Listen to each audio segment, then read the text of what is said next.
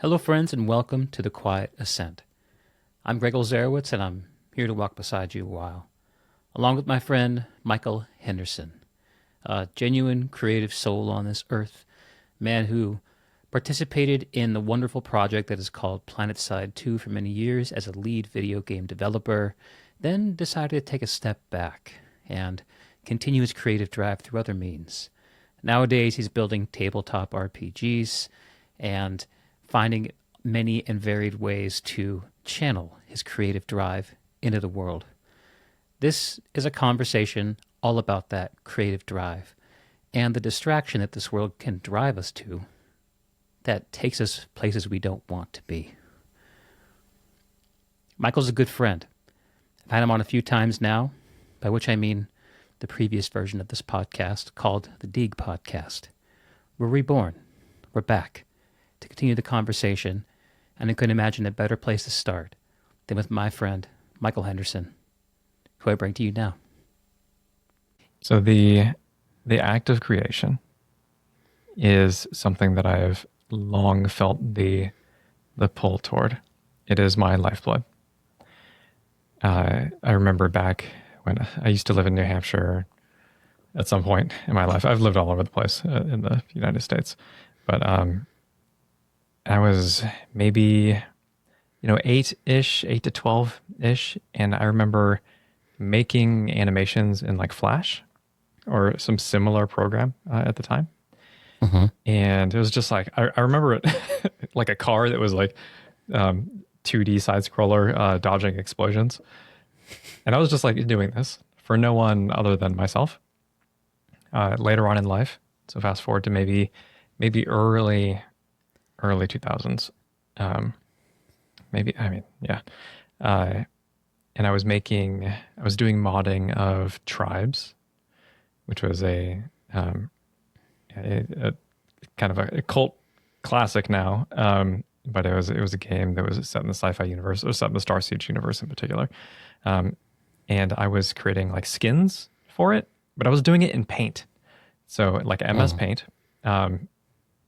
making like little tiger stripes on the armor of the Diamond Sword or the Blood Eagle factions, and then I would bring it into the game.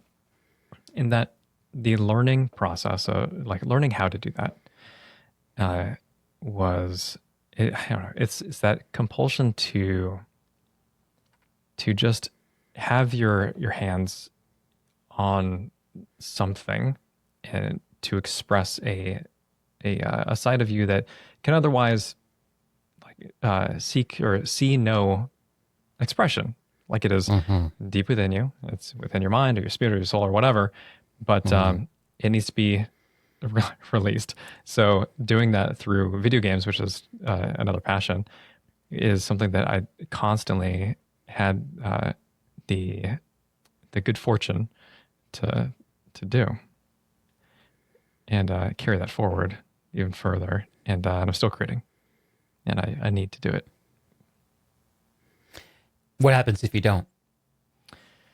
It is, I feel mired in frustration, boredom. I have stacks of notebooks just full of ideas that are just like vomited on the paper. And will they go anywhere? No, probably not. But it's that need to transmit something to the world, to some like medium, physical medium, is it helps keep me sane, probably.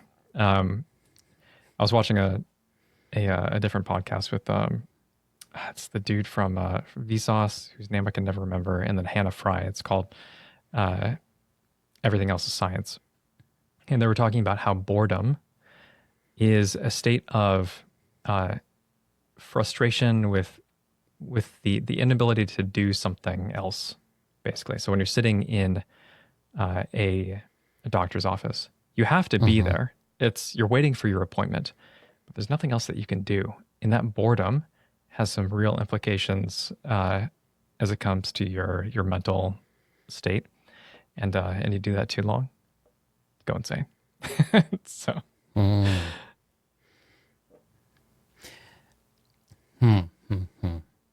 Yeah, when you said that about if you do that for too long, you go insane. And the words that immediately came into my head were "or you go within," because isn't that the Yeah, idea of meditation, right? A sort of chosen it is. boredom in a way. Indeed, and that's why it's so difficult for people because they need to be doing something, and I think that boredom is a natural.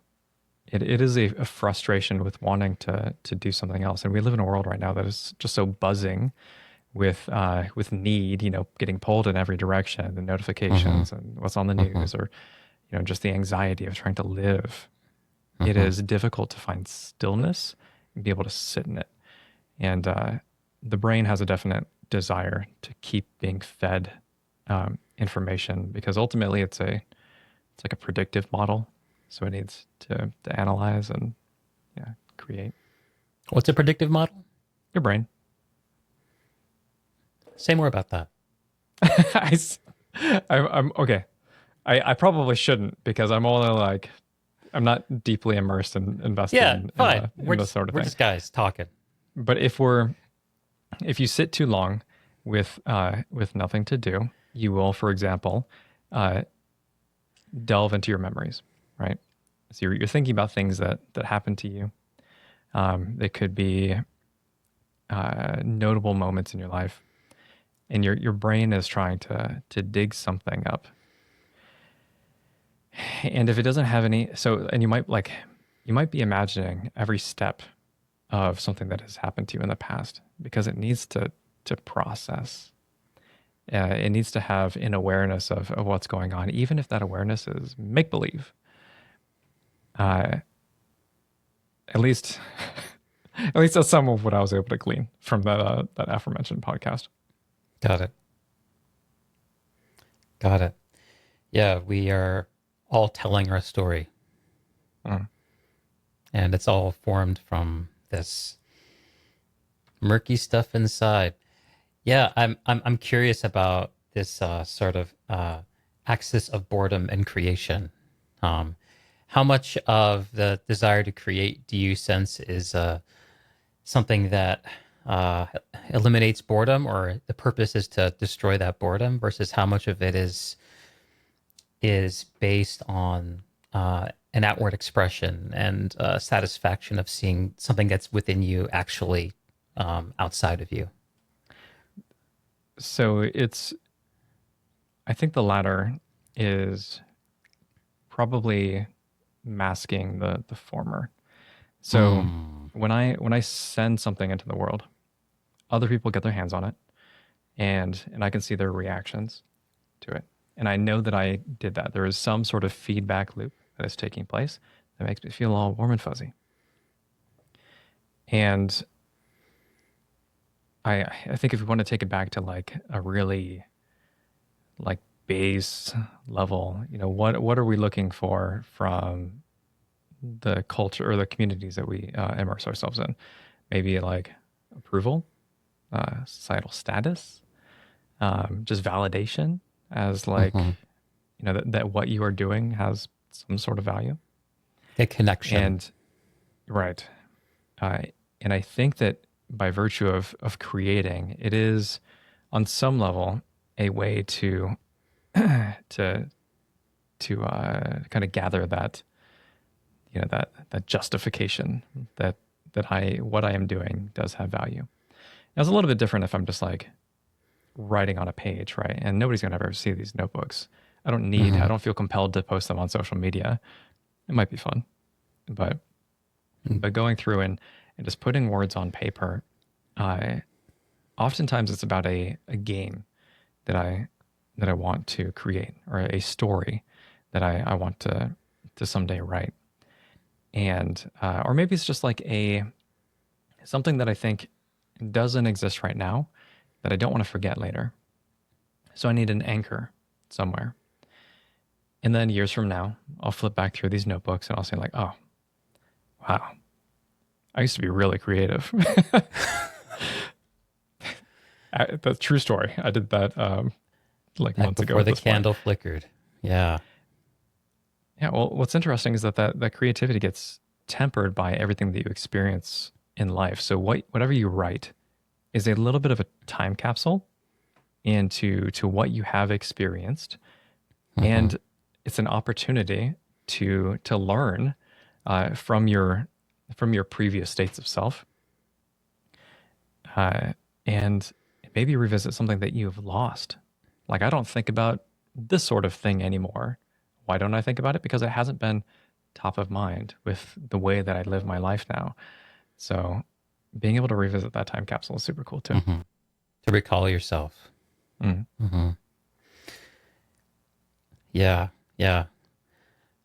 I think that one way that I'm connecting to that notion right here in this moment is, um, I've only started a writing habit in the last couple of years. Before that, it's not something that I really was patient enough to do. Let's say tolerated boredom well enough to do. But what I could do before that was I could sit down and in front of a camera and do this. And so I started the project of documenting the states of my soul. Really, when I started sitting down to do the podcast in 2019, going back through that is it's a humbling thing, but it's also inspiring. To see the distance traveled and to also to sense the still deep connection, like you were talking about, between this person and that person, and be like, oh yeah, we're the same. We are different, but we're also one. Um, and I think that inner connection that is unlocked by really making the time in whichever way um, to manifest that inner flame and let it actually make a mark on the world, even if it's just some scribbles on a sheet of paper. It gives us that ability to contemplate and reflect. Um, How much of it do you think is that about legacy? well, Just that's maybe not in the public domain, but just but yeah, just leaving that mark on the world. ooh, that's a question I really want to answer.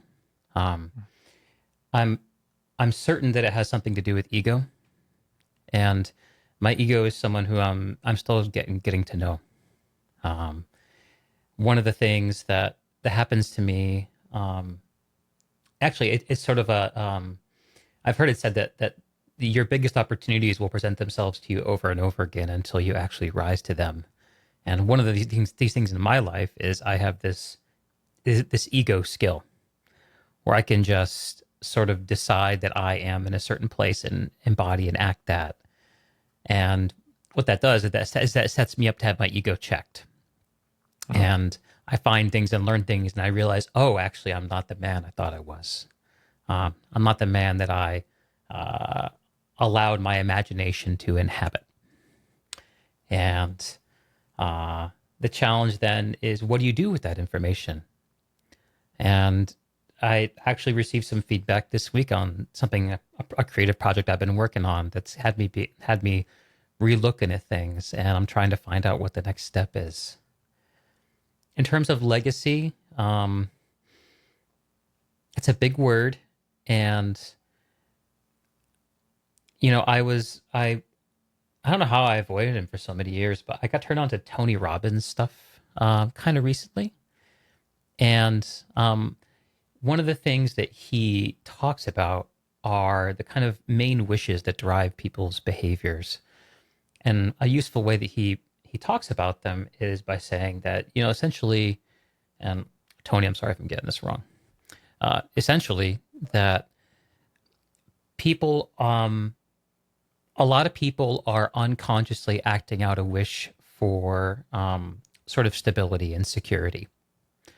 And that's the main thing that they're acting out. And people who confront that, then what they're then able to do is unlock other wishes, other kinds of modes of engaging in the shared social world that can be particular to them and can be reflected in what they do. One of the big words that he mentioned was contribution. a desire to make a contribution. I think legacy must have something to do with uh, a need to see what is inside of me returned from those outside, and a sense that it that the expression of that is powerful enough that it won't die with me. What do you think? I don't know. I don't think anybody's gonna miss me when I'm gone. Huh. And I don't think that that's a sad thing to say. I think that it may have mattered more 30 years ago, 20 years ago, when we didn't have so much vying for our attention.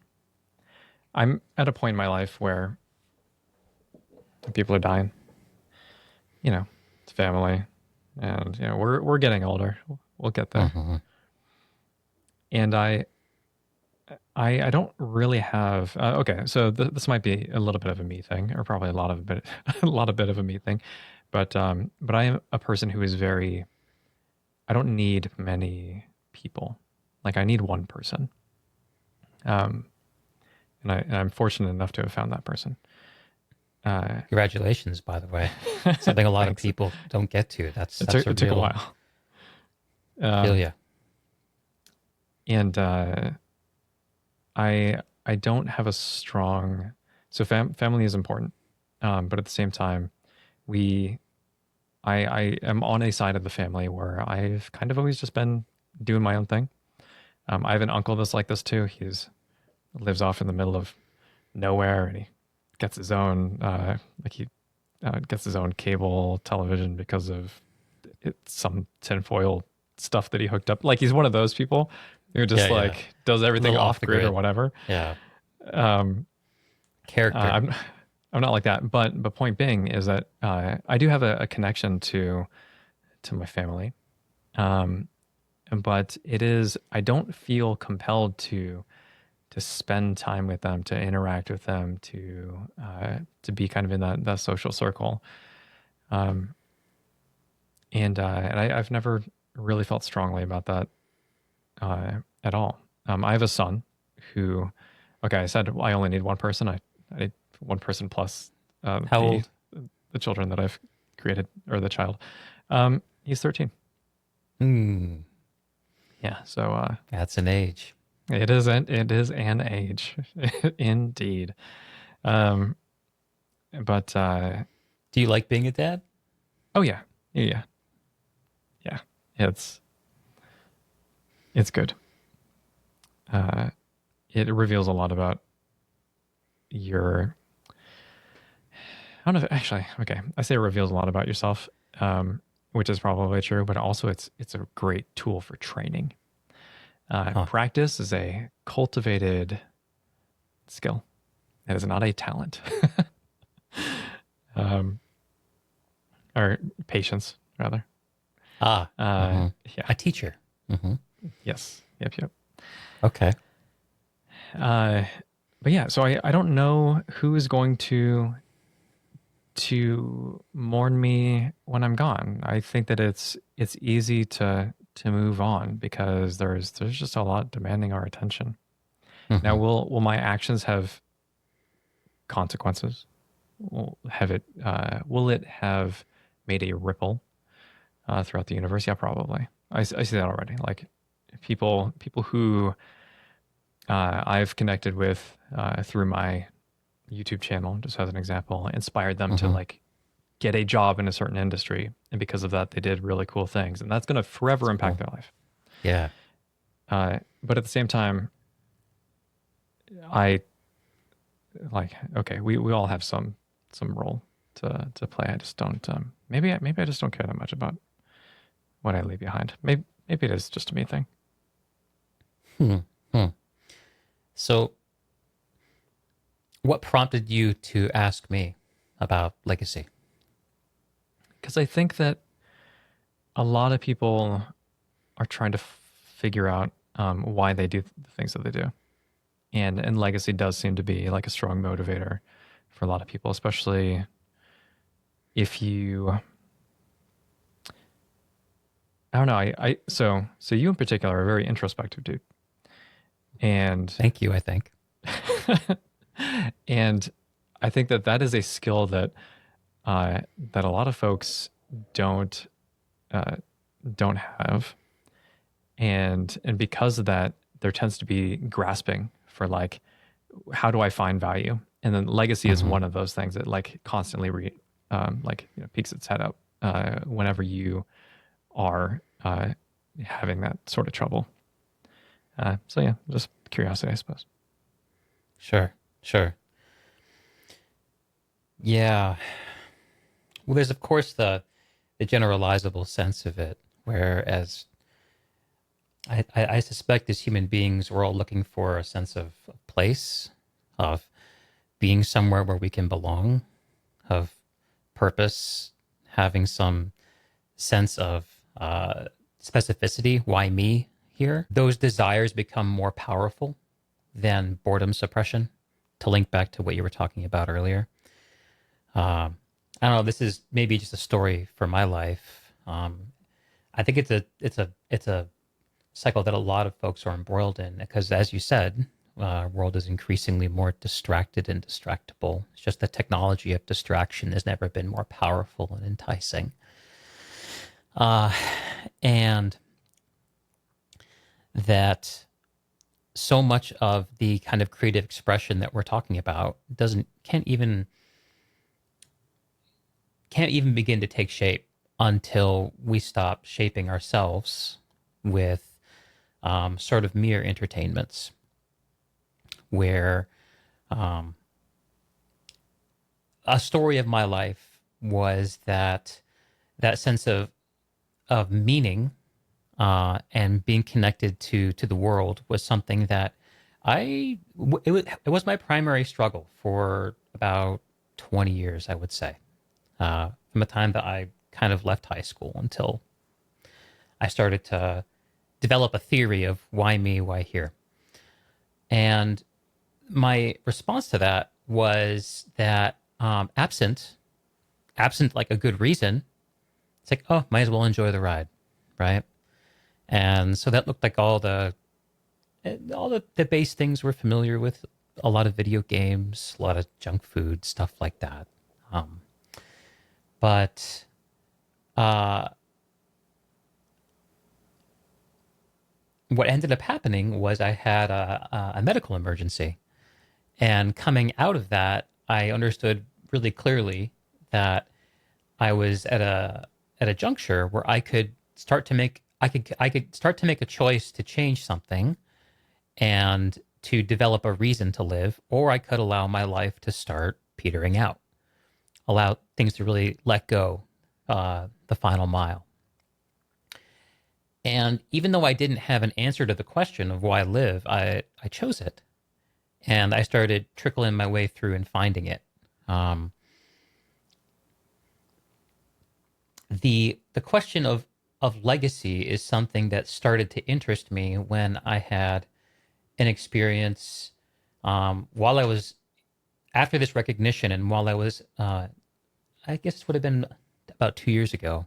Um, I actually went home to visit my folks for the holidays, which I hadn't done for many years. I've been kind of hiding away on the other side of the country. They're in New England. I'm here in the Pacific Northwest. I'm the oldest of four children. I'm the one who got away. The other three all still live close to home. So when I come home, we're all together, and it's beautiful and it's wonderful. And for many years after leaving home, coming home can be a little bit of an eye roll at times. It's like returning to this, like I'm so much acting out a need to kind of be myself, be different. But this time coming home, it felt having made that choice, I saw things differently, and I began to understand something about my childhood experience of home that was sort of opaque to me up until that point. And it had to do with this sense of connectedness and all the different threads passing through that house, the threads of life. And it could be someone doing laundry or someone going to or from work, someone waking up early to shovel snow out of the driveway. These mundane things really seem to glow because of how they all connected and the place that they all created there. Um, I think that that was something that was already in me because I grew up with that. I just didn't understand it. I guess I'm still trying to understand it, but I had a recognition then that there was something about family that symbolized some deep inward need I had that I've been trying to express, not least which through my going deeper and deeper into social video games, MMOs, guild and outfit based experiences, online communities, streaming, podcast. Um, in many ways, that project hasn't changed at all. It just looks different. So let me turn that back around to a question for you. Um, if not legacy, you still need to create. Right. Is there something beneath that, or is that good enough? I think it's good enough. Okay. Maybe that's in part how I carve out my identity. If maybe it was a way to, way back to like separate myself from, my family or whatever. To individuate. I don't know that that's the case. I'm just kind of throwing it out there. Sure. Yeah, all I know and most of all I care about is just that this is where I'm at now. I'm very happy with myself. I mean, aside from going to the gym, I haven't been in like 3 years. Oh, come on. We definitely talked about that 2 years ago. I think I remember that. What did I say back then? I think it was, I haven't gone and I need to. Yep, exactly. So aside from some this, stories don't change. Yeah, aside from needing to do that still, and a lot, man, a lot of it is environmental for me. I find it very difficult. I'm sure we rehash this like same thing in a previous podcast, but I need that environment. I need to go to a gym to do that, and it was so much better when it was like after work. So I would end work for the day, and then I would go to the gym, and everything felt proper, and it felt really good to do that. And I don't have that routine anymore, and I've found it very difficult to create a new routine for myself. So aside from that, I am satisfied with the person that I am, knowing that I continue to grow, which probably wasn't the case all the time. I think in my 20s, I think there were some choices that shaped me, and I think I came out the other side better off. Well, I want to ask about that then. That sounds very interesting indeed. It's just military stuff primarily. Joined the military. I went through a bunch of stuff while I was there. First off, in the realm why of did you health. join the military in the first place? Okay, so I originally joined the military. So I have a long, my family is all military, mostly military. Mom was in the Army, dad was in the Navy. Bit of a legacy. The little brother was in the Navy, grandpa was in the Navy. Stepdad was Army Ranger. So there was like always a lot. That legacy of service, I'm sure, kind of was ingrained in me. And frankly, when I was in my late teens, early 20s, the only thing that I wanted to do at that moment in time was to go fight and die in another country. Like that was like my goal. Death is optional, but I was content to have that happen because I love my country, and I was also young. So let's keep that in mind. So I actually got a contract to be a Navy SEAL, and getting a contract is so there's a lot of steps to this process. So in order to join the Navy, you're in a delayed entry program. So you're waiting for a job to open up. But if you get a SEAL contract, it's like $75,000 sign-on bonus, and at least it was. But you still have to train. You like constantly train, as if you're basically in the military already. That's what the delayed entry program is. Like they're teaching you about, like who to salute and like ranks and like how to speak and how to present yourself, and like without actually being in the Navy yet. So Navy SEAL, the lead up to being a Navy SEAL was very different. I totally turned myself into you wouldn't know it now, but I was a monster, like 180 pounds of raw muscle. I lived out of the gym. I was working at a restaurant at the time, and I would only eat, chicken, and I got a discount, 50% discount for working, so I made it really easy to keep up my protein. And Went then hard. eventually I got to the point where I quit my restaurant job to just live out of the gym, basically. So I had a certain amount of money to ride on, and I knew that I was going to be leaving soon. Anyway, ended up failing or losing that contract. And the reason for it is that you have to go through, God, I can't remember what it's called. There is a 500-meter swim, and then a bunch of push-ups, sit-ups, pull-ups, mile-and-a-half run. And you do that, boom, boom, boom, boom, boom. That is the test to like qualify you as a minimum.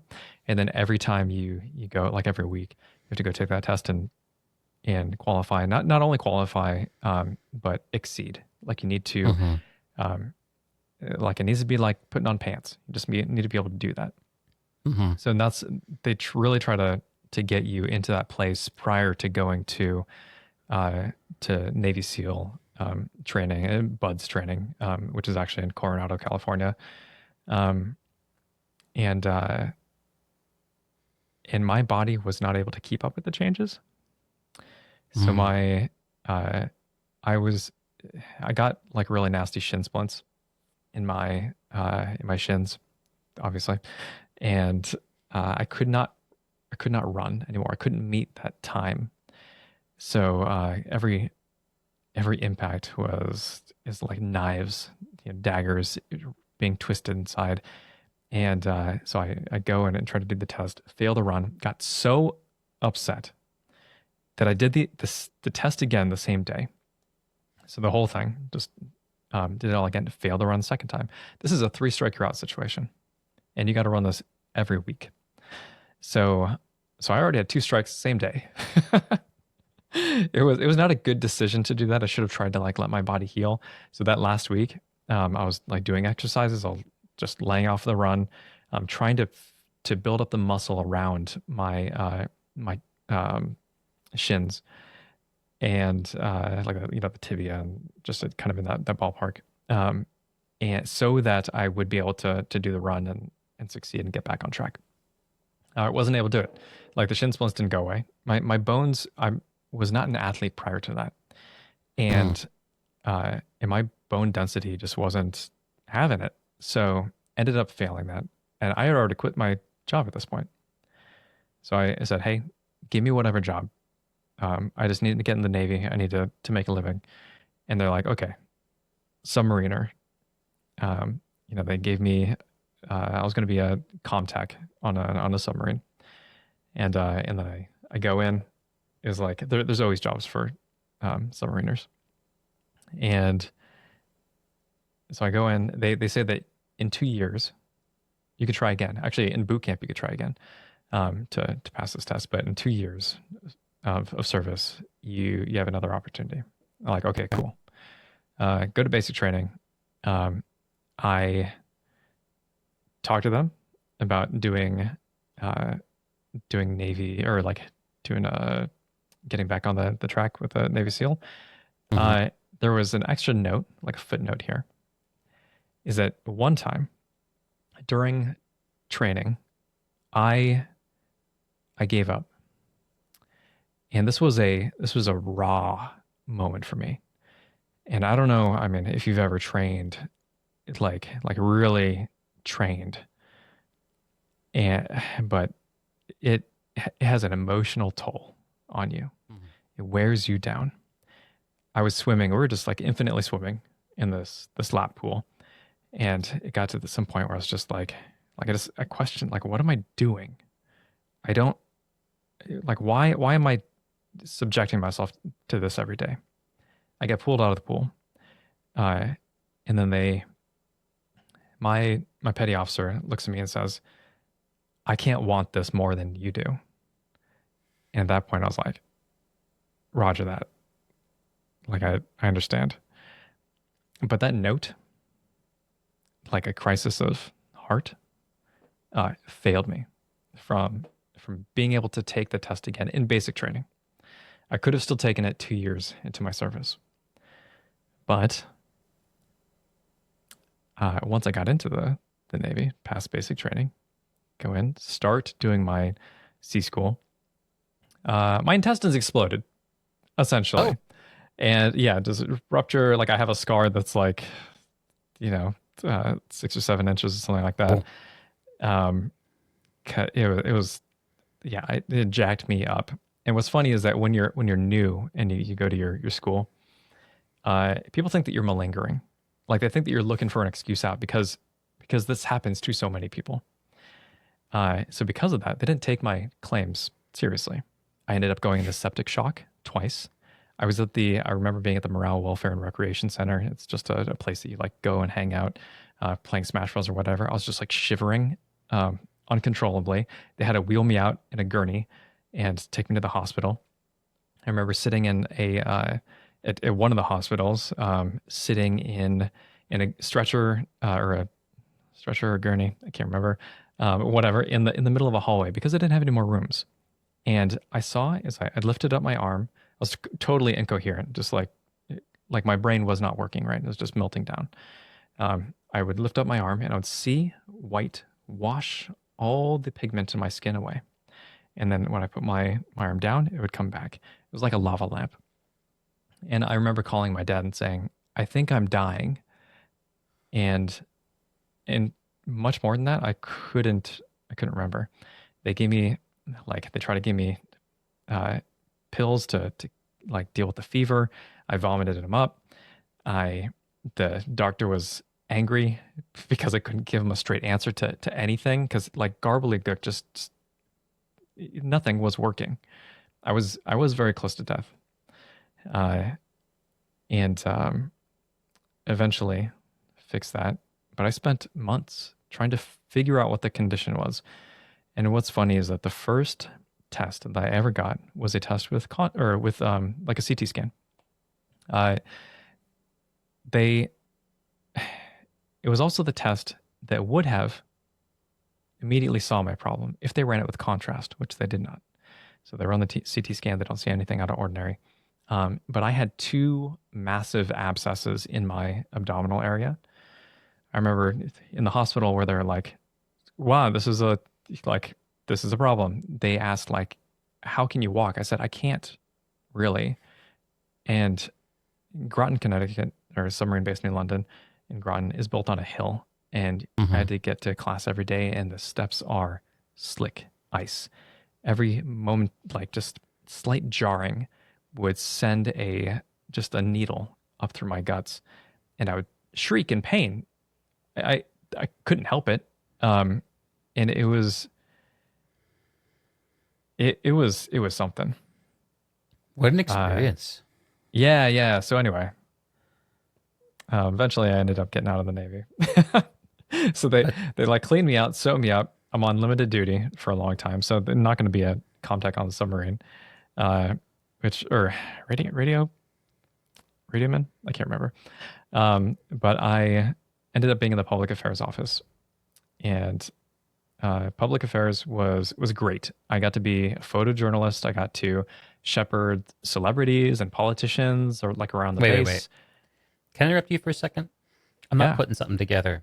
So the stomach blowing up story. Mhm. Wow, crazy.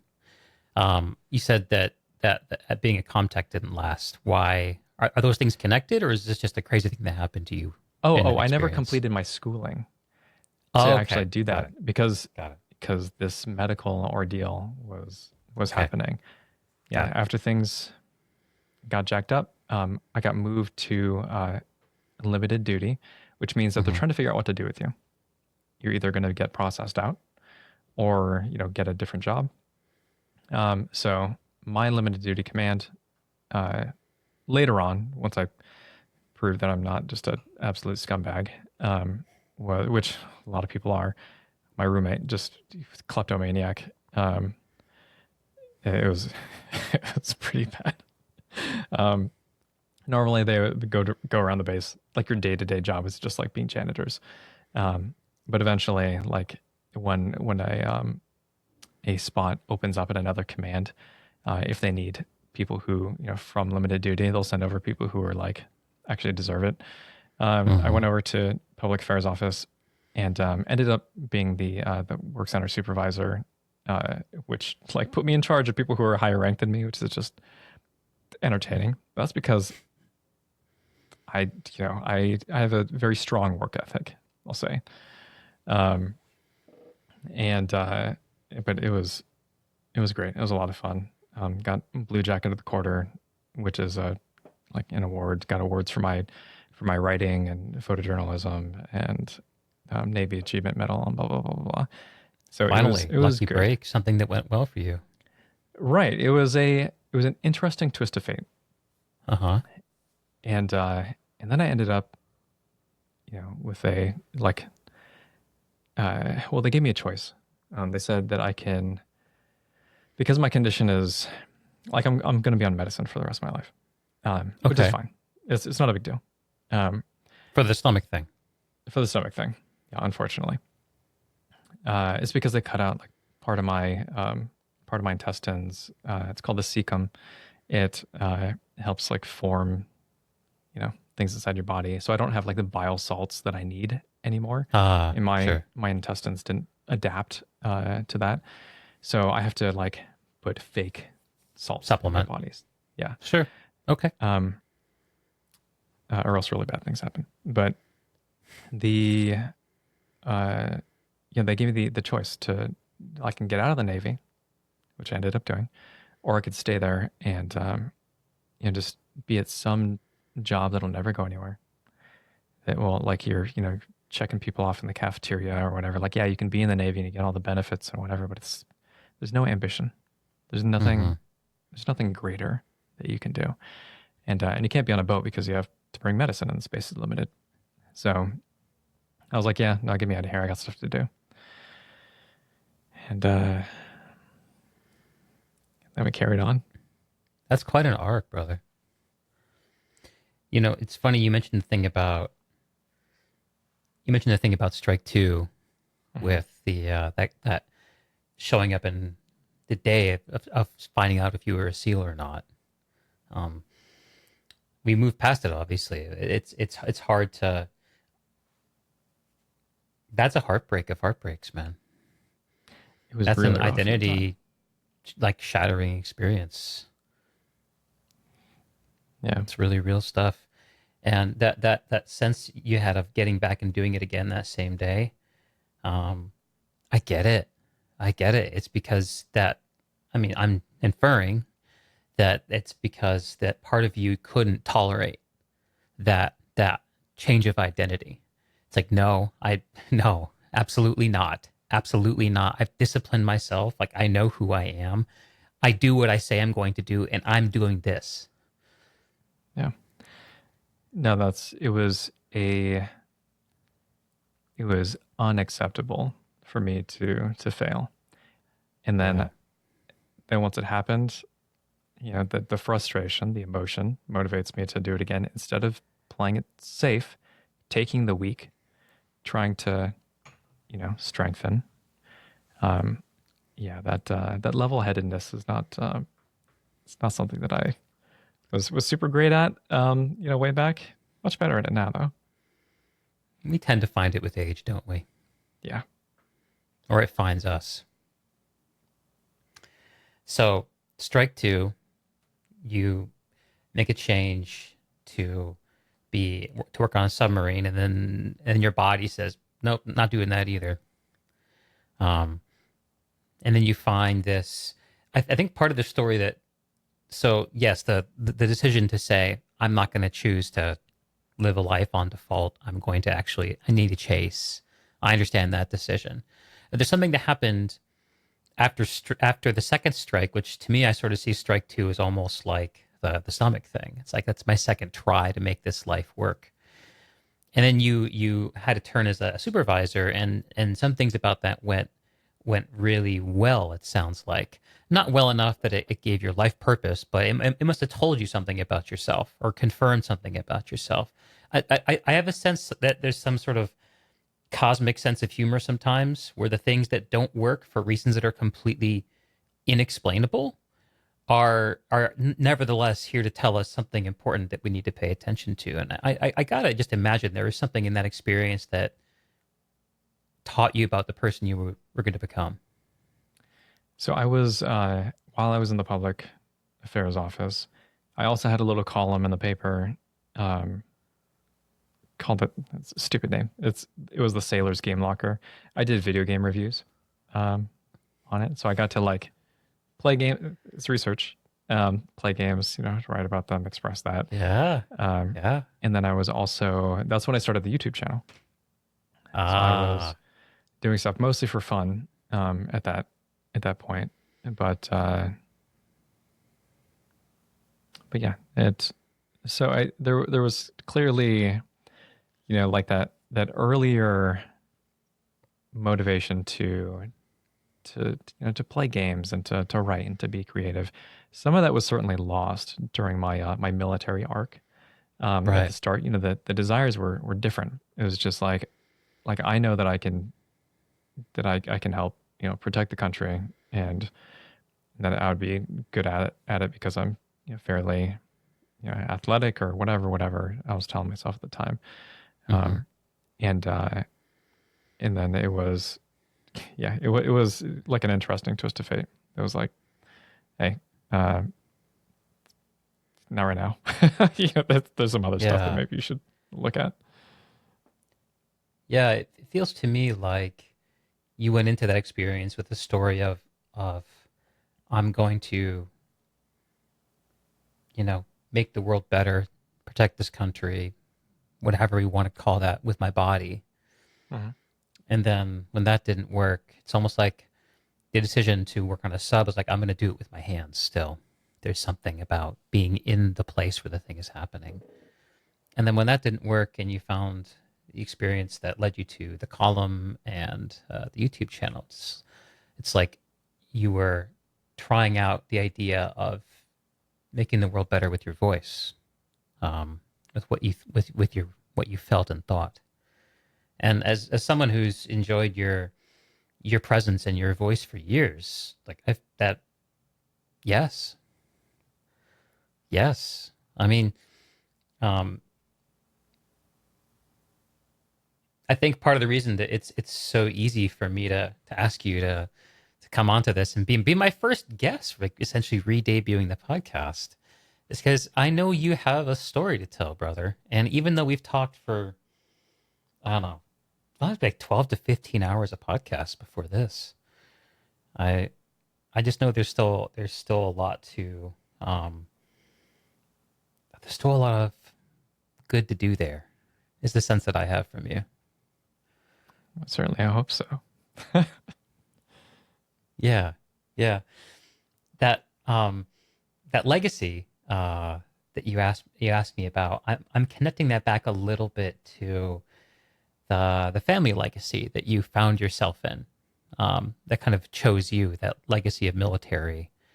Um, I wonder if part of the way you feel about legacy and is sort of like perhaps a reaction to that expectation, that hope, growing up with military in your family and just having it not be the place that needed you. Uh, yeah, I don't think, I don't think so. Okay. I think that uh, I I think that at its core, the the legacy isn't so, within the family, military service and whatnot. It is a legacy of service, and whether or not the military is a part of that is almost irrelevant. Mhm. I don't know. I don't know if I truly believe that, but I'll explore it a little bit. Because for example, after my mom got out of the military, she ended up working at the Chamber of Commerce to like help people, in Fairbanks, Alaska. Mhm. So, and my dad's side is a little bit different. He was just always been an entrepreneur. Mhm. He likes like doing things for himself. Has done a lot of really interesting creative work. Hmm. Um, yeah, I don't know. I it's probably more that just the season of my life. It was a uh, it was a maybe like even a distraction to go into the military, but a necessary one, so that it kind of reaffirmed some of the stuff that I'd done when I was younger. Mhm. Mhm. A call to service. Okay. What would you say your what would you say your creations that you're participating in today serve? What do you how do you see what you do today as service? I like to I like to see the excitement that other people have for the stuff that I create. Um, a lot of it is self-serving. Let's not get it twisted. Like I love just to make stuff, right? And man, when I get to like contract out concept art from people, and I just get to get to watch them make Uh-huh. stuff based on the direction that I've provided. Like that is super cool. I love seeing what other people come up with. So maybe it's just like more like a sense of community in this weird way. Like I don't need to be like talking to people all the time. Mhm. Um, but I still like having these like fine threads of connection through the things that I've created. And the service is to I think in previous conversations we've talked about a sense of wonder, Mm. a sense of opening up the possibilities. I see in what you described about the sense of wonder in you at seeing what your vision and ideas provoke in those who are creating co-creating with you essentially. Um, and I got to imagine that sense of wonder is what you're hoping for when you work on a project like Distal or like Gossamer Frontiers. I think that there's a lot of it has to do with discovery too. So Uh-huh. I never walk into a project and say like, okay, this is exactly what it's going to be. I walk into a project saying like, this is what I want to do. Let's see where it goes. And in that sort of discovery is it's what made you happy to play PlanetSide 2 for the first time because you didn't know everything. You Hmm. were there, you know, just I'm going to everything be a was new 2 and KD exciting. heavy. Right. Yeah. We eventually evolve, right? Because we know too much and we can't reset the clock. So that wonder diminishes. The core game might still be entertaining. It's mechanically intensive. There's a skill, an expression of skill, and there's a community. Like there's a lot of good things about it still, but some of that you don't get back. So the creation of anything is a lot of that discovery. It's a lot of making the mistakes. It's a lot of finding the problems and then overcoming them. And in that process I mean, that process is very much human. Like that is every day us. But it's that excites me, that makes me like that fulfills me, and I think that when I can rope others into that, whether it's like people are playing something and they give me feedback on it, it's like okay, cool. I didn't know that this would be viewed that way, or this could be better because of X, Y, and Z.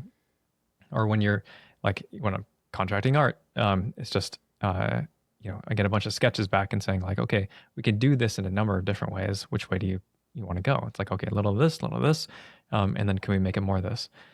And that sort of interaction with people is like you're bringing people into the process, so you're not alone. It's that creation is not, at least for public projects, it's not just me, broadcasting to you. It's not the megaphone and you have to listen to me. It's we're involved. Let's make something awesome. Yeah, you're participating in some sort of like some inward fire you're connecting with in those other people out there. Yeah. Yeah. I'm just feeling my way through that. What you're describing seems to me like the creative instinct, the generative instinct. There is something kind of elemental about that. And one of the things that I also heard you mention in your announcement, your stream announcement for Gossamer, was not just that you needed to create, but also something about the note that I've written down. I don't know if you actually said this exactly this way. Is I need not to be crushed by corporations. Oh no. Yeah. Yep. Yeah. It is, if there's anything that is evil in this world, corporations are probably pretty high up on that list. Okay. How so? Money, of course. Okay. So I think part of why society gets along well. Okay, actually, here, let me start here. What can a major corporation do that we cannot do ourselves? We may have been given technologies that we lean on, but ultimately those corporations have, since they're incentivized by money, they are trying to capture us, right? Keep us in the same ecosystem. But we can just as easily, like, so Discord, just as an example, and Discord revealed that they need to do, like face identification and that sort of thing. So you hear about people leaving Discord, and I would love to, and going back to TeamSpeak. TeamSpeak is a great example of earlier technology that was not yet, wrapped in this major money-driven, infrastructure, and it is more pure and less like, I guess, it is more tailored to the things that we need, the things that we want to use it for, It's a little more human. like, okay, what's that? It's a little more human. Yeah. Instead of the motivation of how do we keep them on the platform? How do we make sure that our stockholders are getting money? What sort of what is the threshold for somebody to leave? How many advertisements can they stomach in X amount of time? What sort of advertisements can we push this thing over here to get them more sales? The advertisers get roped into it because you have because they have the largest pool of people. So in order to get like awareness of your brand, you got to publish on that platform, and but because there's so many people advertising on the platform, then you have to, you're spending more money to do the same thing. For example, YouTube did not used to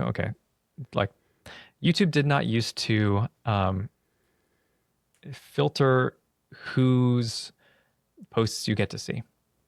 If you saw if you subscribe to a channel, you would be notified without clicking the bell when a new video came out, because those creators, like you, had made the commitment to that creator and saying like, I'm interested in what you're doing, and because of that, there was no separation. Fast forward, how many years later, and that is no longer the case. It is a struggle to see the videos of creators who haven't been consistent, maybe, or don't have material that is necessarily in line with the topics that you're currently being force fed. So yeah, there's it's not a lot of great, good, amazing things that come from heavily profit driven companies. The altruism is gone. Hmm. So if that's true, then why are they a thing? Why are they a thing? Yeah. Because so the the short answer is that we let them take control over time, and it is very difficult to rein them in. Major corporations impact everything from what we do on a like where we shop, what we eat, what we watch, to the politics that should be regulating it all. How many monopolies exist? But we don't call them monopolies because of some stipulation over here. It's like there's technically another competitor. Um, or how many monopoly cases have we like tried to bring against these major companies that are ultimately either settled on, or there's some sort of agreement that like yeah they'll cut off this section of this company and stick it over here somewhere. It's I think that we're doing a poor job at regulating our future pain, Mm-hmm. because we are very interested in the short-term gain. Mm-hmm. Easier to measure short-term gain. Absolutely. What's measured is what's managed, and off we go. I think I heard recently an interesting explanation, like a more functional economic explanation of why do companies, corporations, why do they form? Why are they necessary? Why don't we just live in 100% barter society where people wake up and find a way to sell their goods and services to their neighbors in their communities, whatever that is? And the answer that I, as a complete non-expert, understood is it has something to do with transaction costs. The idea that the thing about engaging in an individual economy is that every time you want to go out and get something or do something, there are certain transaction costs, just the cost of going out to get it. I've got to drive across town, or I've got to do this or do that. And there's a certain threshold at which consolidating those efforts in one location with a group of people, letting go of some of our autonomy, means that we can lower transaction costs and we can do more quickly. And in that sense, my read from that is that corporations are sort of this cultural acceptance that we're willing to let go of something of our individuality or humanity in order to create something that makes life better for everybody. That's maybe the hope. I thought that was a pretty interesting explanation. I've been through my share of tech layoffs. Actually, just went through another one about a month ago. I'm in between jobs at the moment. Part of the reason the podcast is getting spun back up. But I'm sort of interested in a piece of what you shared about, I can't remember exactly how you said it. It was something like,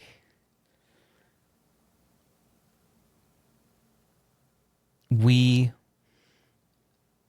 something about the way you described it where it came back to a sense of we let companies, we allow monopolies,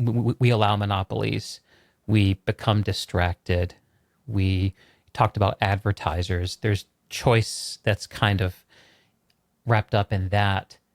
And if there's any challenge of this distracted world, it's that the number of decisions we have to make about our attention on a daily basis, I think it must be dramatically higher than it was for previous generations. And that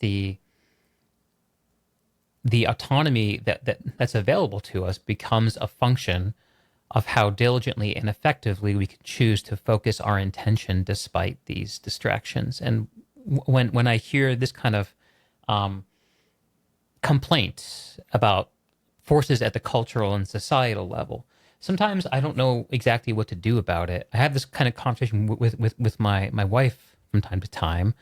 One of the things that she loves to do is go out and attend protests from time to time. No Kings rolled through here, and we're in the greater Seattle area, and I could feel something burn brightly within her at those times.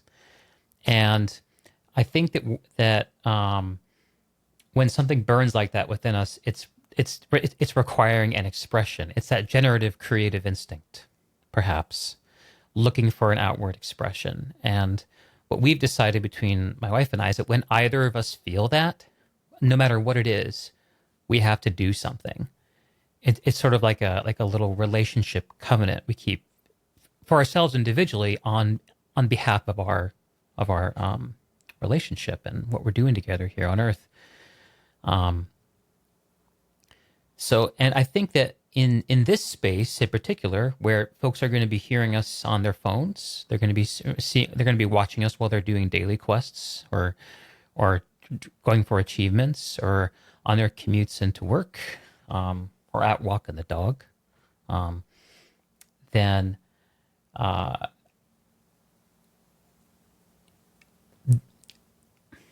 difficulty is how to turn information into intention. And it's so easy to just consume this information and excuse ourselves from action or treat the consumption of information as an action itself, constantly educating, learning, taking in. Right. I feel something coming up in you. I want to hear what that is. How often do you use YouTube? Daily. Okay. It's my when biggest you do, social media consumption. when you do, how often do you search for what to watch? Besides it being like, on that page that's being fed. It's a good question. Usually when I do, it's because I'm trying to mimic the old subscription behavior of there's this handful of creators whose voices I'm continually interested in, and I want to check in if they have anything new, and I'm not trusting the algorithm to serve it to me. Right. How often do I search for something new? Maybe once a week, I guess. So I think that kind of points to the problem, is that I am on YouTube constantly. It is a problem for me now, and most of the time, I'm not looking for anything in particular. It's been paying attention to my habits, the things that I've recently clicked on, and it's serving me similar content. And I think on one level, we can find something interesting and then convince ourselves that we're learning something. And that might be true, maybe. But it is, when you're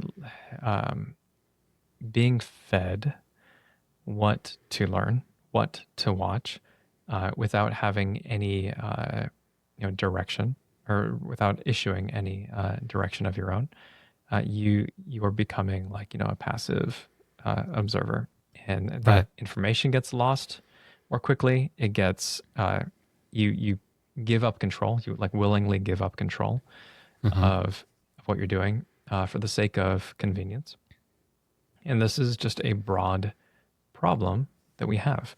We sacrifice so much on the altar of convenience because it seems harmless. It's benign to see stuff that we are interested in. Yeah, click on that. It seems like something I'd be interested in watching.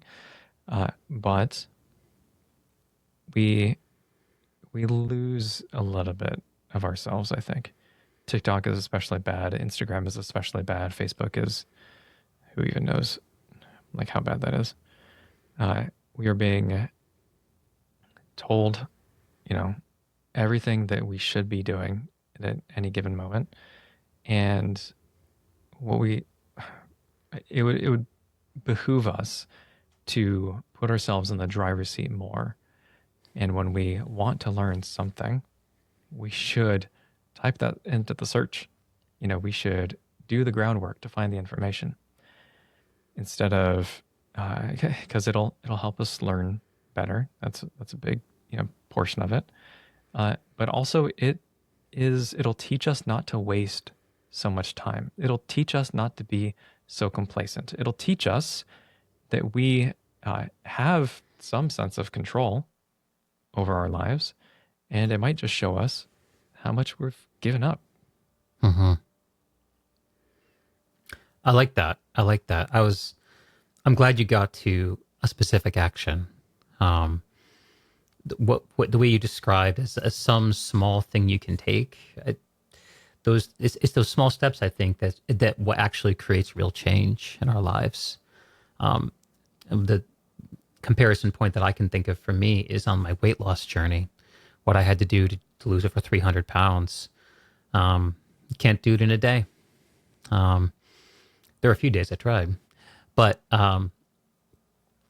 it's accepting agonizingly small compromises with your former self, such as, okay, I'm going to be on YouTube. I'm going to make a choice to at least direct my attention here rather than have it be directed.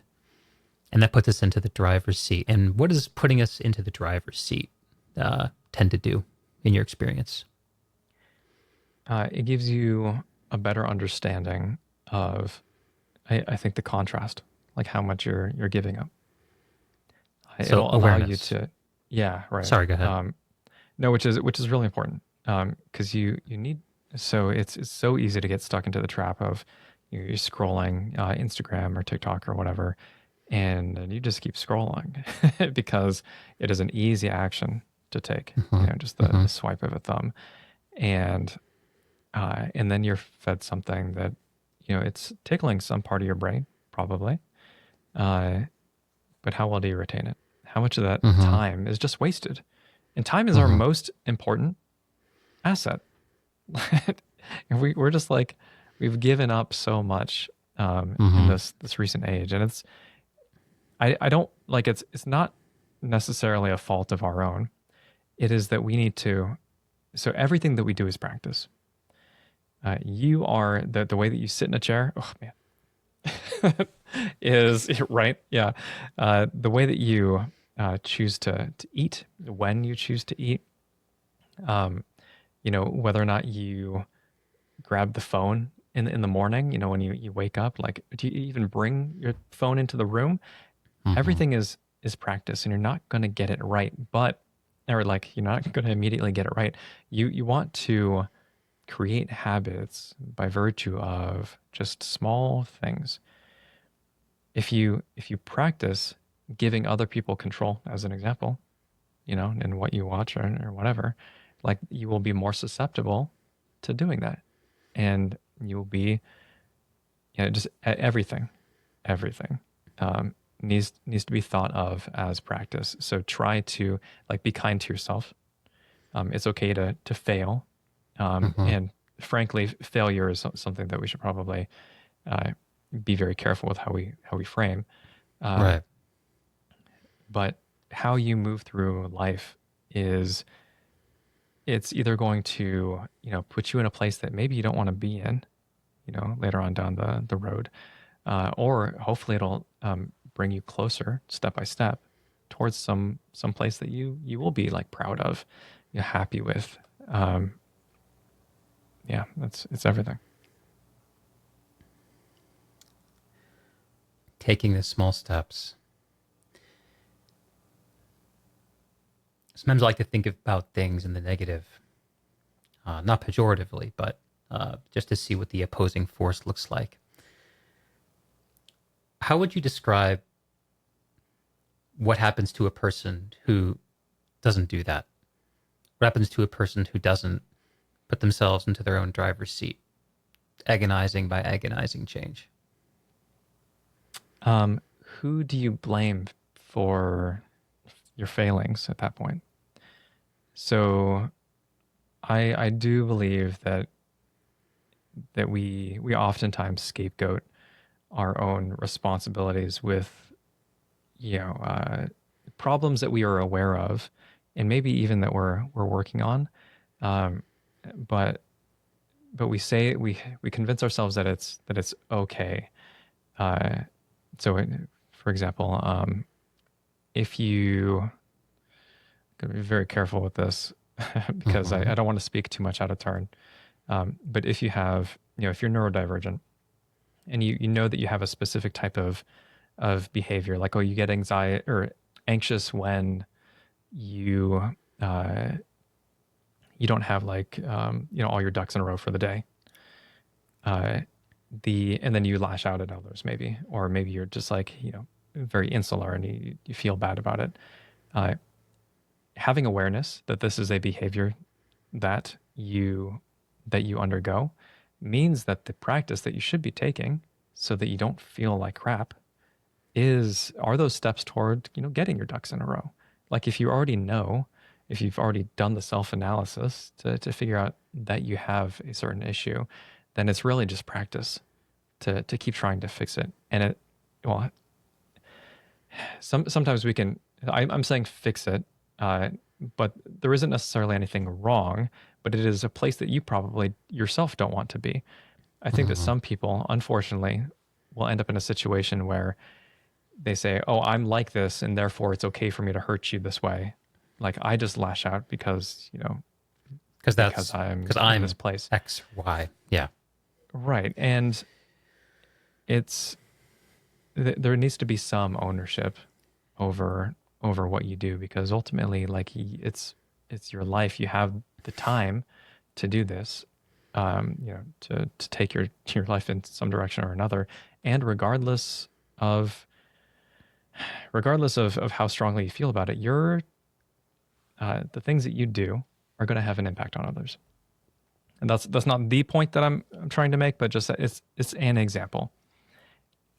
Everything that you do is ultimately, in the realm of the public space, I guess. It's a grand co-creation, right, whether you're aware of it or not. Yep. Yeah. The labelization of our lives. I listened to this YouTube philosopher. I know his channel name, but I can't tell you his real name, which tells you something about me and maybe the platform itself. Channel's called Carefree Wandering, and one of his ideas that he's developing is around, maybe it's not his idea, but he uses it a lot. It's called prophilicity, and it's the tendency of interpreting our lives through a profile and telling ourselves the story of our lives through the eyes of people viewing us in a profile-like fashion. There's something about the choice to put yourself in the driver's seat that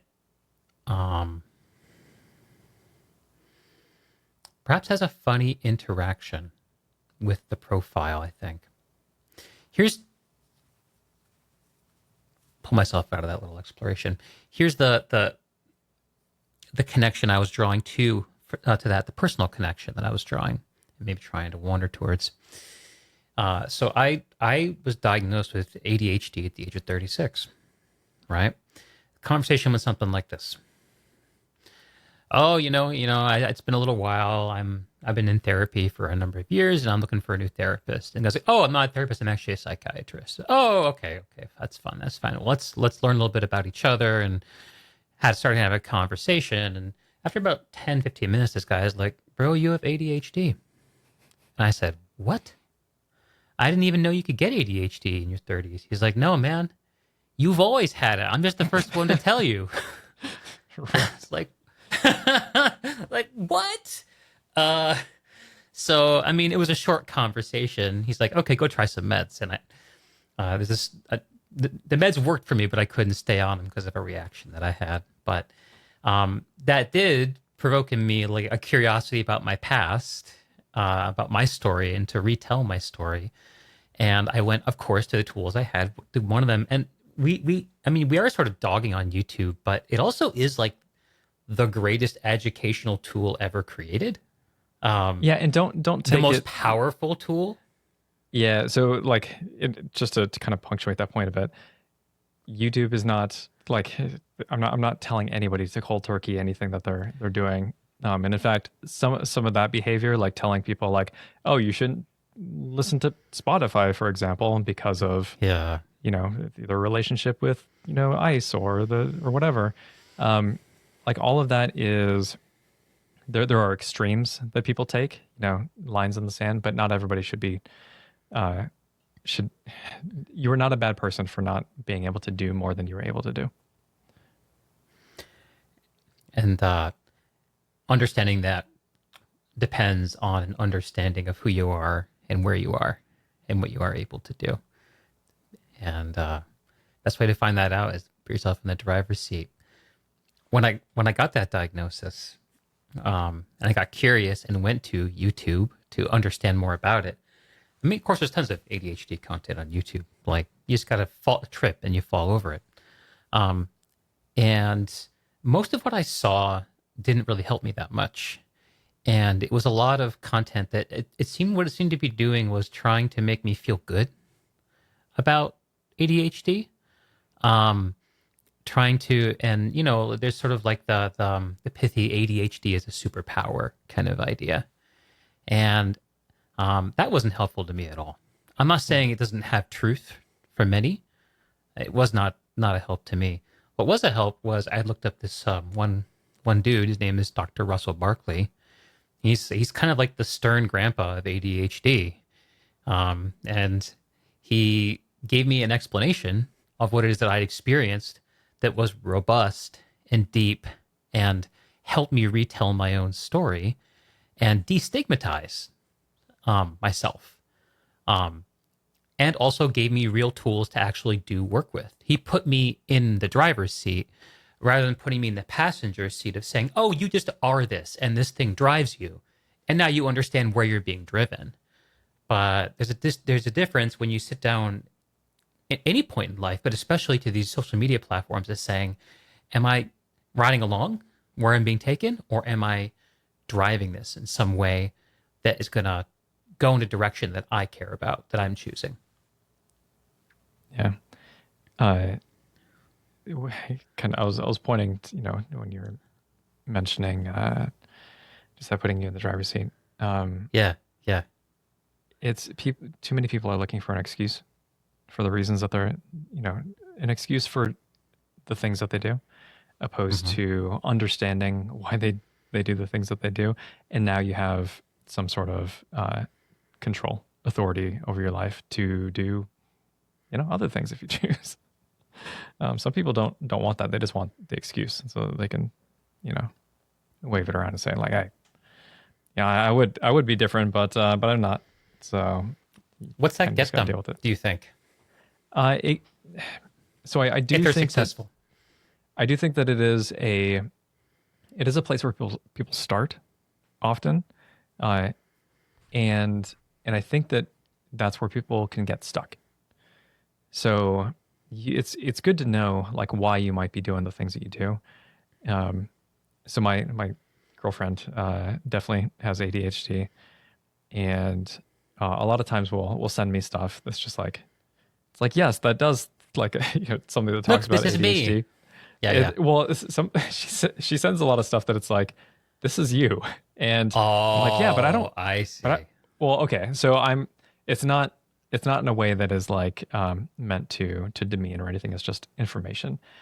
Sure. But my stance on it is like, I don't care because I like the way that I am, and like, yeah, maybe I am the way that I am because of things that happened in my past, but I don't care about the label.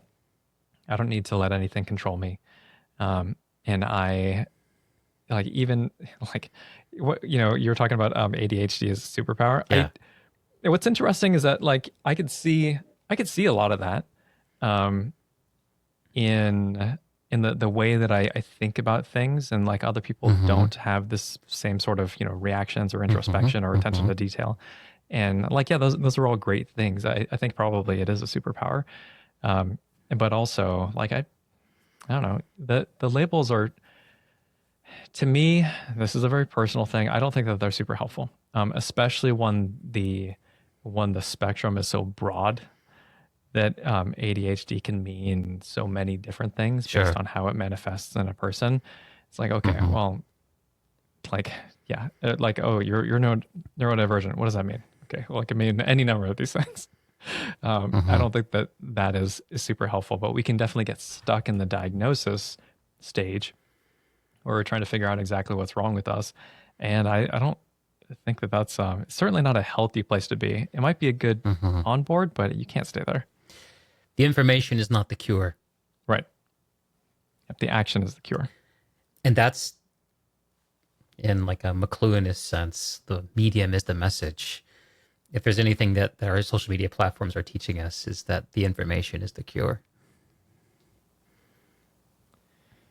Question is, will we accept that? I think there's some ways in which this conversation is easy for us because we're very similar in this way. Our feeling about labels. Um, I I enjoy them when they put tools in my hand, Right. and when it helps me understand something about myself that I used to trip over a whole bunch. Uh, but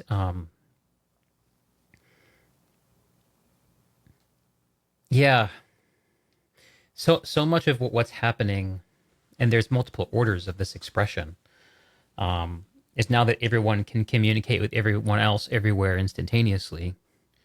Um, we're all figuring out exactly what needs to be said, and I don't know. I actually have a sense of strange confidence that we'll figure it out as a I people. don't share that. Ooh, you okay? Why? Yeah, because what needs to be said is oftentimes something that is not catchy. It is not viral. It is not the the cute little, catchy phrase that is gonna make you remember it. Oftentimes, it's just an even keeled understanding of both sides of the story, and that is not something that people at large enjoy hearing. We don't like nuanced opinions. We want to put everything in this little box so that we can understand it, put a label on it, put it in the shelf somewhere. When it comes to politics, for example, it's like, okay, which shelf you on? You on the blue shelf or you on the red shelf? When realistically, all of our ideals, or rather our political affiliations, are just like they're myriad ideals that are assembled in different ways and make us complex human beings. But that's too difficult to talk about. It is a message that is difficult to receive. You don't even know necessarily how much of your audience is going to be receptive to it. So, because of that, we have to glom onto to messages that are able to remain top of mind. And we, simple little human beings, are we want our simple little messages. I think it's the simplest messages that have the most power, though. I mean, negatively or positively. Um, one of the things that I became aware of maybe 2 or 3 years ago, and I'm just over the last, especially year, I've been really putting in manifesting in my life is trying to make my life, trying to be one person everywhere I go, to not be a different person here than I am when I'm on a work call trying to sell software Mm. versus when I show up on a Tuesday night to go sing with my choir, um, versus when I'm hanging out with my wife on the weekends. Um, to try to be one person, the same man everywhere that I go. I think there's a tremendous power in being able to do that. I won't say I'm doing it. I am trying to do it. Um, that's part of the reason why I let go of the name Deeg and started calling myself by my given name, It's like, okay, do I feel brave enough to actually show up as myself here? To decide that to be one thing is a titanic act of integration. To say that I'm not going to let any part of my life put me in the passenger seat, and that I am one person driving in the direction that I'm choosing. Hard to do, and I think that virality, and I think that the uh, the elegance of a simple message points towards that desire we all have towards being one thing. In the words of Leonard Skinner, to be a simple man. Uh, the and I'm not convinced that a simple message being an effective one is a bad thing. I think it's a feature in which both good and evil finds its expression. Sure, I agree with that. And you're just a little more worried about evil winning than, and whereas I feel a little more hopeful about good winning. I am so broadly speaking, I I think that what simple messages often leave out is the complexity of human nature. And because we aren't always fully formed people, we haven't been given all the information. In fact, social media does a great job at putting us in a little box that we can only press up against the boundaries of. Mm-hmm. We're fed information which they're oftentimes misinformation, Mm-hmm. and then go on to spread that information within our groups. And then ultimately we turn ourselves, or rather we turn others into enemies. That is the thing that really hurts us as a society. And we need to be more receptive to the other, I guess, two nuanced conversations, because we can't, if we keep living here, we're growing more partisan by the day. At least that's what it feels like. Hopefully it's accurate. But I don't know. I would just love for us to stop labeling people who don't think like us as inherently, bad, evil, enemy. Think like us, look like us, talk like us. Do you think that reluctance to apply a label to others points to that reluctance to put a label on ourselves? As you say, I don't know. It's just a correlation I'm drawing in this moment. Because I have the same instinct you do, and I get into conversations where I try to gently show that what's happening is an otherization, and what we're doing is creating a lesser being out of someone who actually is a full human being, and is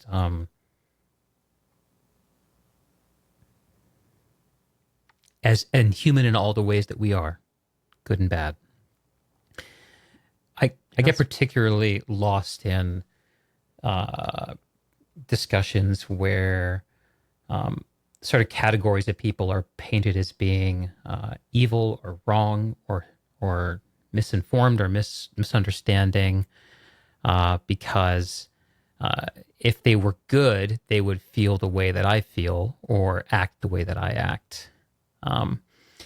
That seems to me to point towards, it points not, before it points to an external division, it points to an internal division, where this is something that I don't confront within myself, therefore I don't tolerate it in others. That's sort of an instinct that I have. I don't know if it's true. Yeah, I'm not sure. That might be, it might be hard to paint broadly with that brush. I think that might be more topic to topic, I guess. Okay. Okay. Well, something I'm gonna think about. Um, I sure do have this sense that the more the older I get, and the more I recognize that my how kind I am with others informs how kind I am to myself, and how real and honest I am with myself informs how real and honest I am with others. Hmm. Um, it feels like it's the same skill, whether it's directed inward or outward. And so when I see these hostile outward expressions, I always am curious about um, the fire that's burning off that foul smelling stuff. Maybe we're okay. But this all started off by us talking about YouTube and about how the forces of our lives are driving us towards distraction. And we have driven ourselves, perhaps, to a very enjoyable distraction. YouTubers talking about YouTube on YouTube. How appropriate. Well, Michael, I don't want to get through this conversation without having a chance to ask you about something else that I heard you say that really, really inspired me and I connected with, and to connect that with the last couple years because a couple years ago you were going through a big transition, leaving your time as a video game developer behind, and trying to forge a new path as an indie game creator. At the time, you were working on I believe, an indie video game that you ended up pivoting away from, and you made the Distal RPG project, and it seems like that was a success. And now you're on to your next project, where I'm noticing that you're bounding your ambitions for it with a little bit more. I'm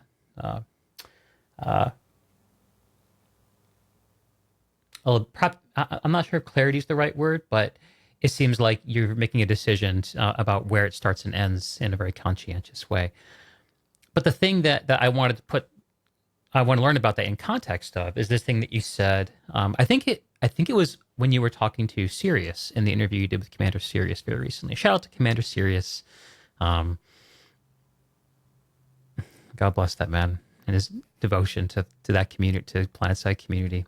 He's a good Um, dude. Absolutely. You said every step I take needs to be towards something I'm personally invested in or want to do. And I'm curious how the last 2 years have proved that out. Mm. I I think that my goal at this point, the goal that I would like to achieve within, I don't know, probably a few years, is to be, I guess, independent in that I want to be able to create without needing to take on another job. Uh, and so I might need to jump into the corporate environment again. Mm-hmm. It's by virtue of, yeah, hey, we got bills to pay. Paychecks are But nice. paychecks are nice, yeah, very helpful. But I need to create in spite of that, and I am aiming to allow myself to create for a living. Allow myself? I don't need to allow myself to do nothing. Yeah, I just need to do it. And but I am also grounded in the understanding that it is difficult to perpetuate a business of doing these things. You know, when you're like unknown in a community, things take time. So your hobby continues to be your hobby until it eventually becomes your business. But to get there, you need clientele.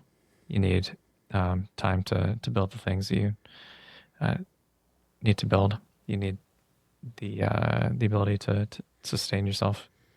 You know, just pay all the mundane, boring bills. And I think that I'm making a real effort to continue being creative uh, in between these big shifts in my life. So leaving Amazon, for example, I was at Amazon for a year. Uh, Somewhat recently, they scuttled their most recent project in October of last year, and I was on contract, so it's not like I got any severance or anything. Just kind of free floating, and I wanted to paint 2026 as a year where I'm doing a number of projects back to back. So I have Gossamer Frontier, which is a very small zine. I'm aiming for like 60 pages, sci-fi solo TTRPG, and then I'm doing another small project in May, and then I'm hopefully getting back to my romantic fantasy novel toward the end of toward the end of the year. Oh, Yeah, I'm like 30, Okay. like I'm like a third of the way through that, through a book that I was writing, and yeah, and I really want to get it back to it because it's a lot of fun. I like writing. Mm-hmm. Use that voice. Yeah. But every step. Actually, just this past weekend, my girlfriend and I went vending we're vendors at a Norse Renaissance fair, and it's the first time that we've vended at a Ren fair. We make candles in the basement, Hmm. and they're like adventure-y candles. In fact, I write like one shot system agnostic fantasy adventures to go along with these candles. It's a whole like immersive Oh, experience. how cool. And then I was selling Distal at the Ren fair too, and Sure. people were super interested in like saying like, "Oh, wow, you made this by yourself," uh, and it's just it tickles me. Something like that's made by one person is exciting. Yeah, Especially when you're in the room with that person, because it's like, oh, like this wasn't like made by a committee. There was no. It was this is an act of pure creation. Pure. You yeah. used the word pure earlier. It was my baby for Yeah. that year and a half or whatever. So the Ren Fair, selling candles, selling Yeah, distal. How'd it go? it went pretty well. Uh, Actually, it went very well given that it was our first time. And I mean, it was a winter Ren fair. We're over here in New England, so it was Yeah. cold as balls. It was like down to 22 degrees one day. And we were in a heated tent, but heated tent doesn't. Mm-hmm. I mean, it only does so much. But I think that a lot of the traffic got pushed our way too because people just trying to get out of the cold. So it was nice. We're standing there for it was 3 hours on Friday and then 6 hours on Saturday, 6 hours on Sunday, and then we have Mm-hmm. a total of maybe 2.5 hours of commute each day as well. So it was an experience. It's a lot of talking, more talking than I'm used to, despite what this podcast how it may make it seem. I am a very insular person. I don't talk all that much, and it probably shows. But anyway, people seem to dig the candles and they enjoy the book. So Yeah, well, but being in a tent with a bunch of people you have not met yet is a very different thing compared to having a long conversation in a dark room with somebody maybe you can trust. yeah, exactly. Hopefully, you can trust. You can trust, by the way. Um, but that's beautiful, man. I'm curious about this creative partnership with your girlfriend. Candles, one shot adventures. Do y'all work on stuff like that? Was this like a ongoing thread, or is this like a first time experiment? She has made she's done candles in the past, and I think her first time was in 2020, and we get to like sit down in the basement and do experimentation. It feels like we're mad scientists. Like we take all the fragrance oils and try to come up with good scents by blending them and that sort of thing. Yeah, yeah, And yeah. usually it starts with like a theme or an idea, and we try to work toward it. Uh, and that's always fun. And then she handles all the pouring of the candles, and and then we have plenty in storage, and we have a little website that we that you can order candles from. Hmm. But yeah, it's we both want to be. I think we both have the same desire of just being able to create things, having like a low impact lifestyle, like something where we can just kind of do the stuff that makes us happy. We don't have to be subjected to the outside world. Yeah. And I don't know that necessarily. I mean, like going to run fairs and in vending is like you were choosing to do that, and uh, you're giving a chance for other people to like look at, smell, take home the stuff that you've created, and that has a special kind of value. So between these like little craft projects, and frankly, like I would love to just create anything, that kind of garners our interest at the time, and then hopefully have enough of a following, I guess, built up to where people have an interest in seeing what we're up to. Yeah, because it's you, because you've established that relationship and that interest. Yeah. Yeah. Yeah. Cool.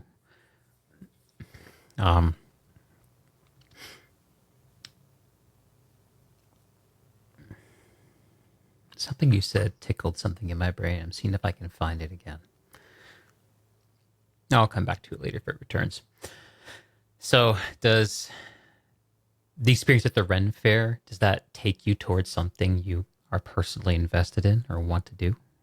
Well, I think the uh, being able to make the candles, being able to sit there and come up with ideas, write the adventures, me being able to like have more people exposed to the book, and potentially future projects. Like, yeah, that's all stuff that I want to do.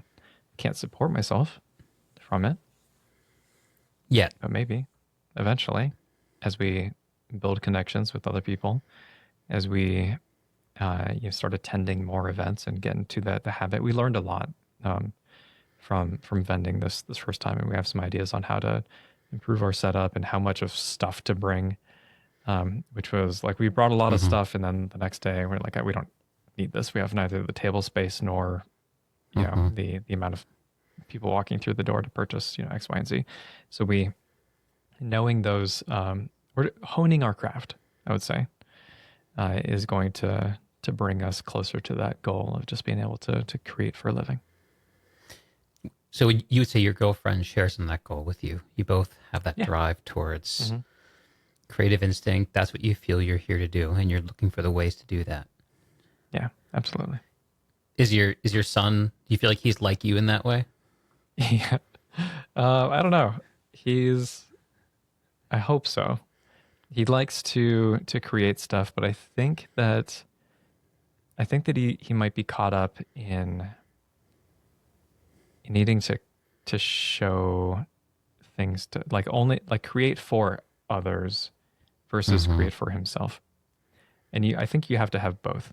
You have to like the spirit of creating something should be deeply personal first, and the result is the result. Like sharing that with others, and getting what you get back from it is that can't be the. I don't think that could be the reason you can create. Just like making money shouldn't be the reason that you like do a job. Like you're not going to love that job for the money. It's not enough for fulfillment. Right. Yeah. Yeah. So it sounds like you're curious about your son's progression along his path to fulfillment. I mean, he's 13, so he's got a lot. Right. He's got a lot of things to figure out, a lot of adventures to go on. For sure. Cool. Well, I'm excited for him. I'm excited for you and your girlfriend. The sense I'm getting, Michael, is like, one of the things that I feel deeply privileged to be able to do is have connections like these and facilitate what I see as an exchange of love.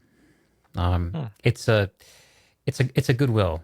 And it's a sense in like the sort of like traditional, like even Greek understanding of love as a willing the good of the other, is wanting what's good for you because it's good for you. Um, and you've given us such a gift of telling us what is good for you. I feel that resonating so clearly. What I would love to do as we, I think, begin to wrap up this conversation is for you to tell us how we can actually show that love back to you. Where can we go? How can we show love for your creations and your journey and connect with what you're doing? If you're interested in candles, questandcandle.com. If you want to see my current TTRPG, it's gossamerfrontier.com. It's a little placeholder site because it's currently raising funds on BackerKit, but there's links so you can go there. And then Distal RPG is my game. But yeah. All right. Well, thank you for your time, Michael. Once and again, this was a delight, and good luck and Godspeed to you on your journey, your creative path, and on Gossamer Frontier, and on that romance novel you're working on too. Thank you for having me.